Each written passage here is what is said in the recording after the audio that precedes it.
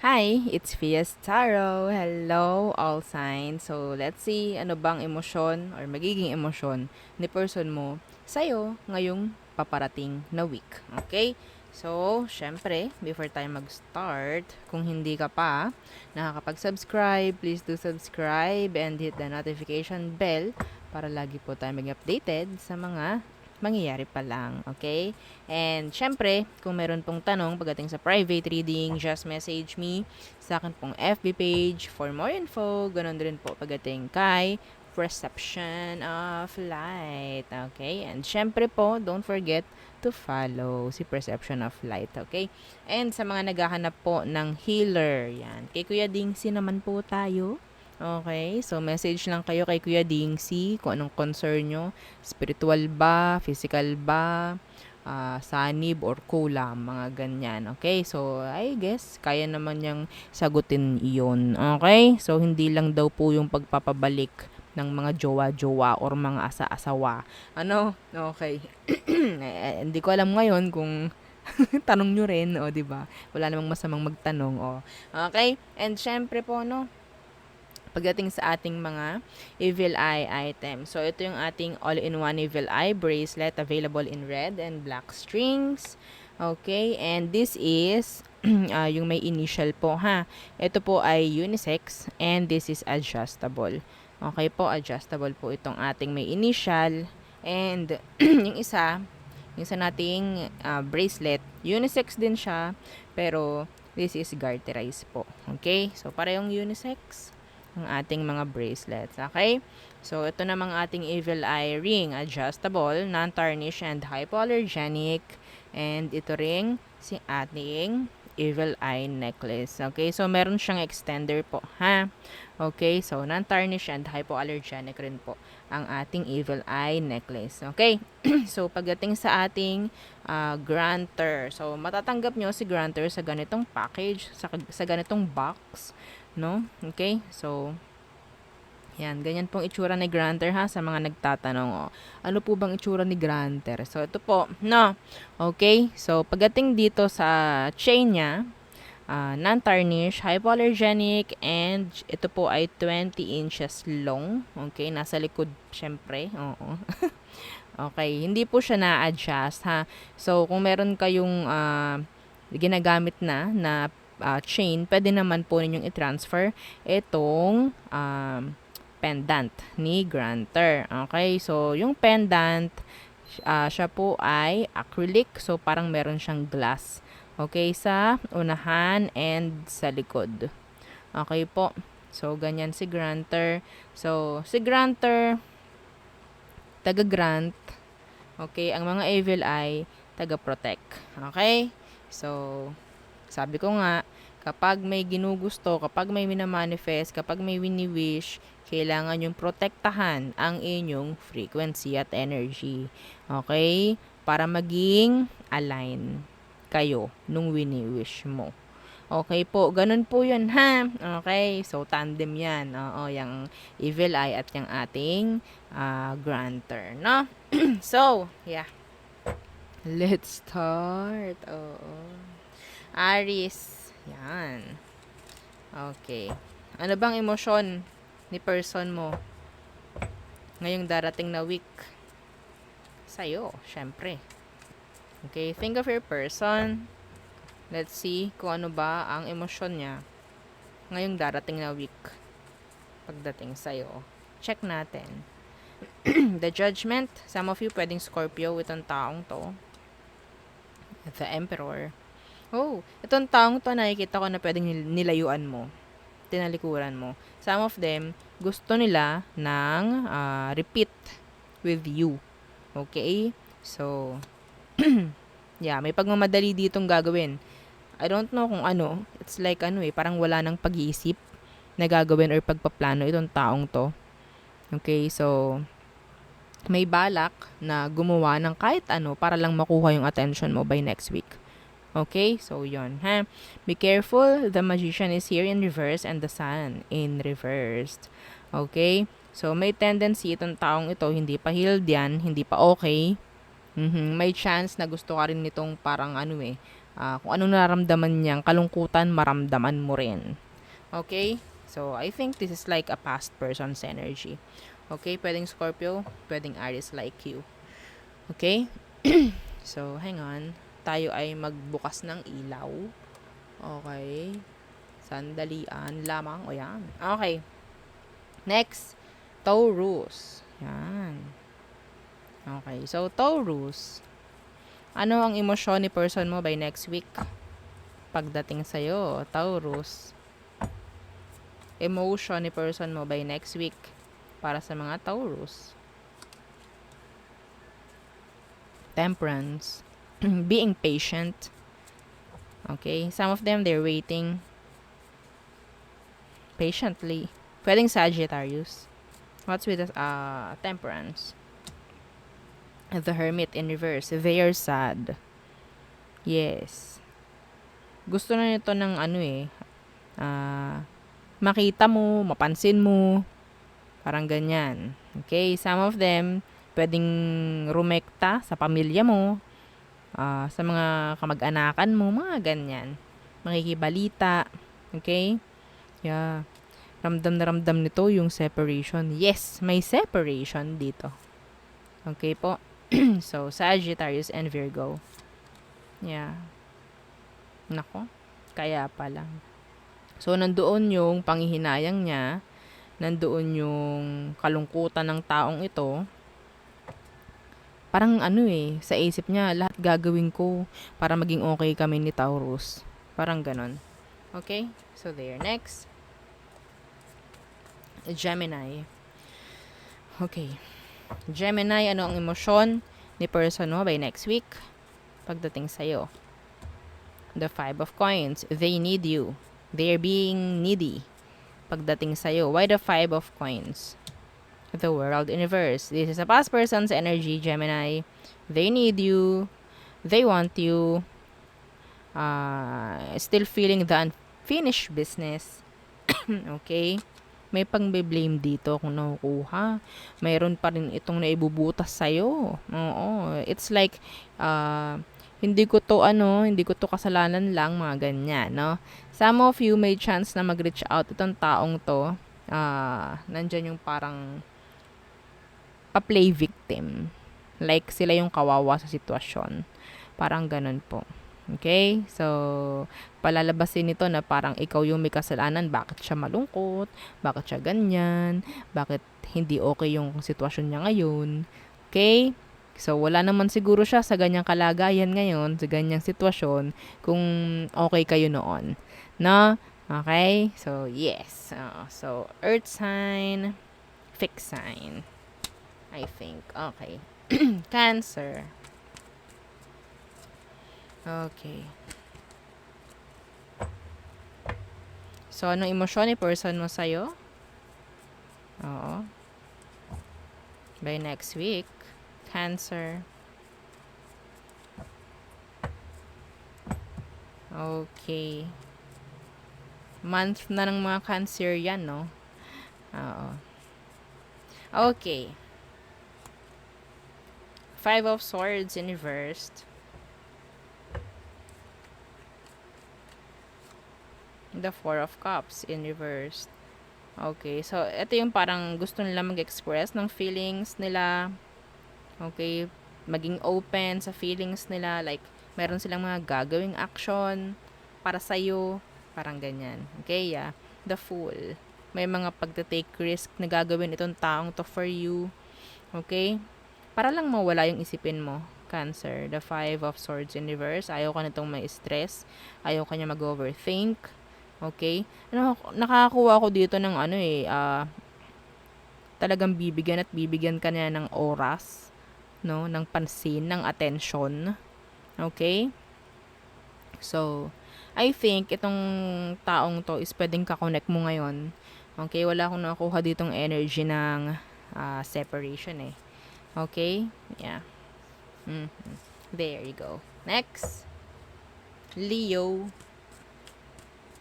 So, Leo, anong emosyon ni person mo by next week? Oo, pagdating sa'yo, Leo.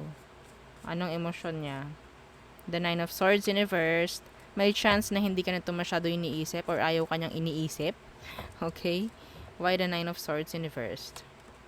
Yeah, the Three of Swords in reverse. Yes. Being silent, being detached, cold. Okay?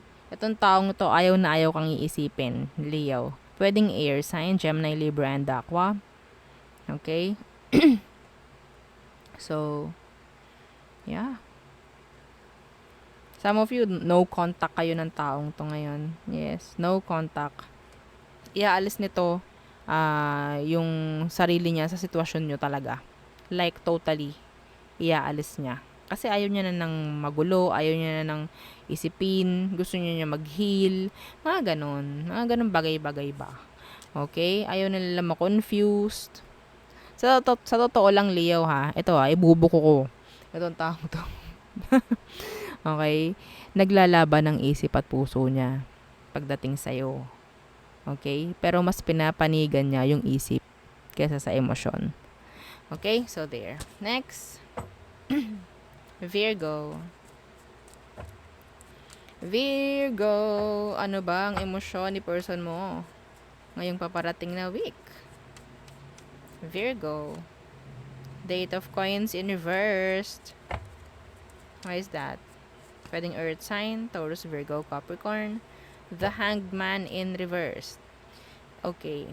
So, Virgo, kung ang ipinapakita mo sa taong ito is wala ka nang pakialam sa kanya, binibitawan mo siya, nilelet go mo, mini-mirror ka niya. Okay? Mini-mirror ka ng taong to. Okay? Some of them, yung ginagawa nila, kasi wala silang ginagawang effort or wala silang gagawing effort by next week. Okay? Trying talaga na ma-detach sa'yo. Titingnan nila kung ano magiging expression mo or magiging reaction mo sa gagawin nilang ganun. Okay? Iintayin nila yon. Like, kunyari, wala silang pakialam sa'yo, pero nandiyan pa rin. Okay? Nandiyan yung parang tawag dyan, yung attention nila is nasa iyo pa rin dahil gusto nilang makita kung ano bang mararamdaman mo, ano bang meron, still. Okay? Still, nandyan pa rin yung focus sa'yo ng taong ito. Okay, I don't know bakit ganito ang gagawin nila. Ipapakita sa'yo yung parang wala na silang pakialam, wala nang gagawin pagdating sa'yo, hindi na sila magpupumilit. Maybe they're trying you, like,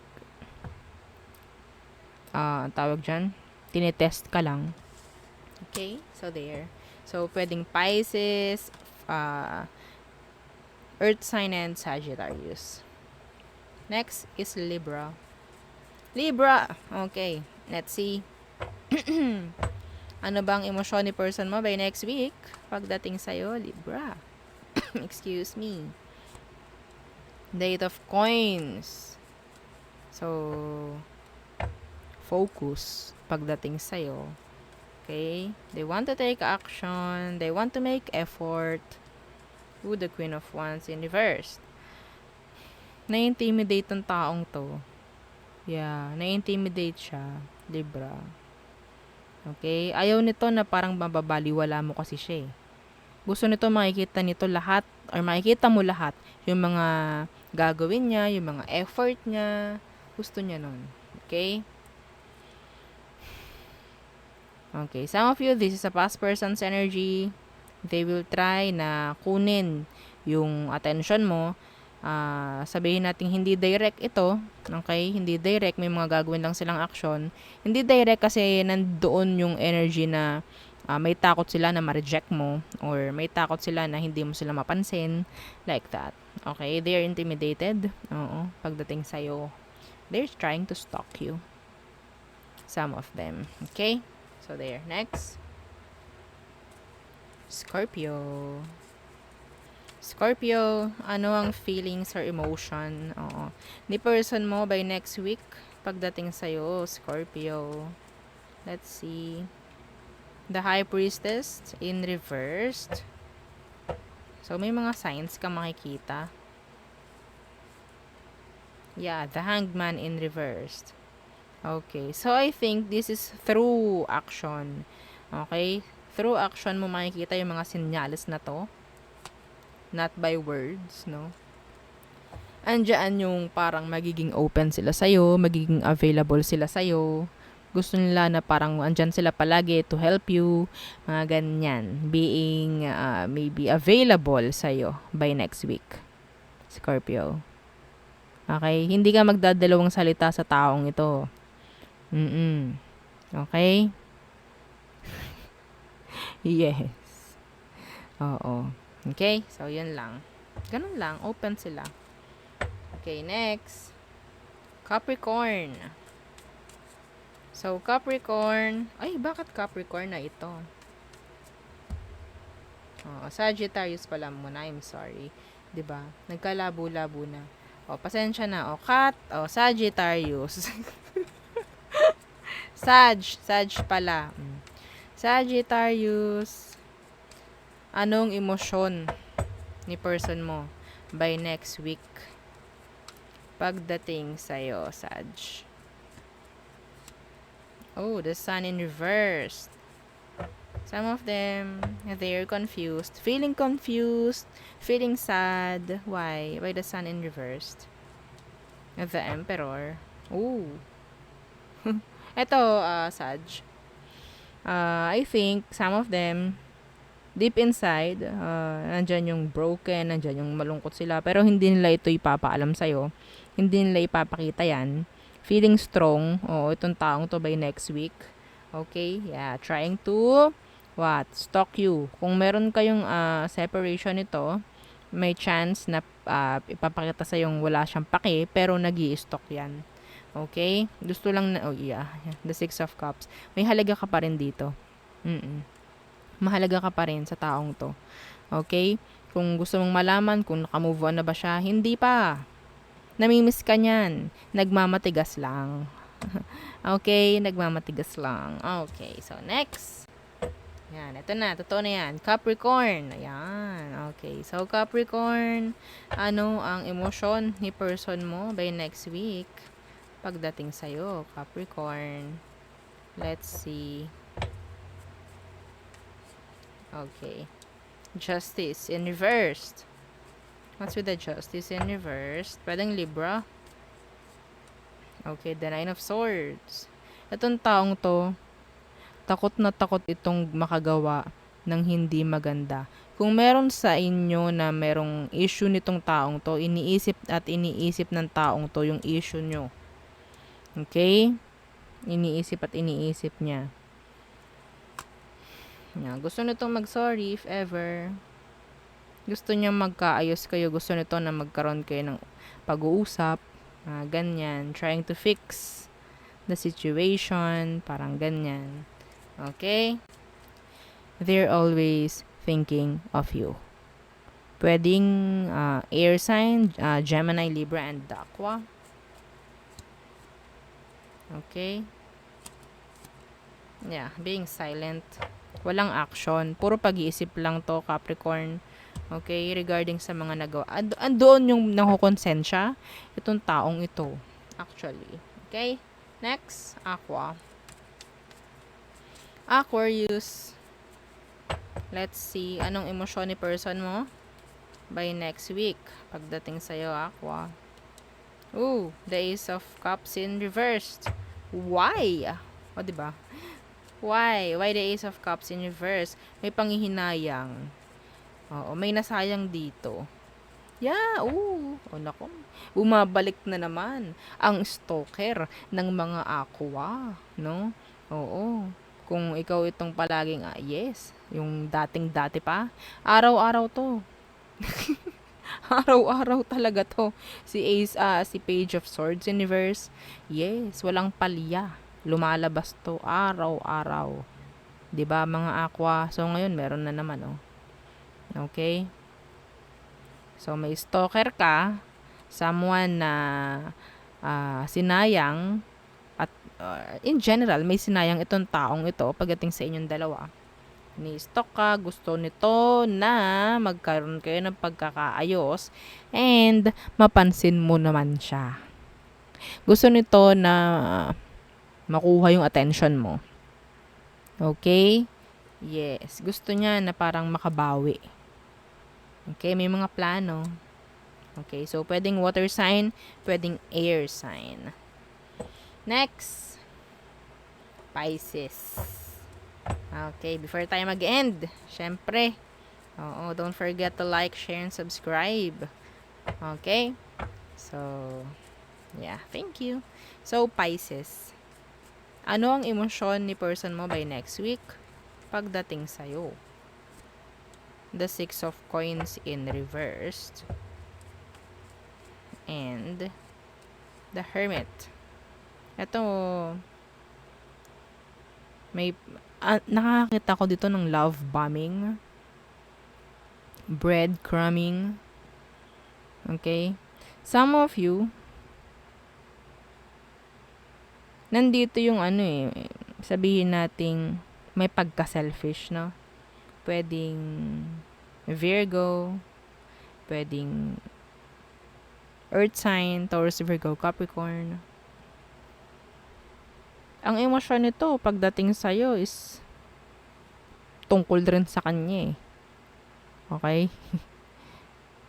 May gagawin to, something. Yeah, may gagawin siya. And then, ang gagawin kasi niya is something like sabihin nating all in, all out. Parang ganyan. Parang, wow! Ngayon mo lang ginawa to Parang ganon. Pero biglang mawawala. I don't know why. Okay? Some of you, they want closure. Yeah, they want closure. What's with the Hermit? Yeah, the Ten of Cups in reverse, the Hierophant, the Two of Wands. Yeah. Some of you, they want closure para sa sitwasyon nyo or connection. Okay? So, there is planning. Pagdating sa kanila, may pagpaplanong ginagawa itong mga to. Okay, so there. Yes, yun ang ating reading para sa all signs. Again, please don't forget to like, share, and subscribe, and follow our FB page. Thank you. Bye.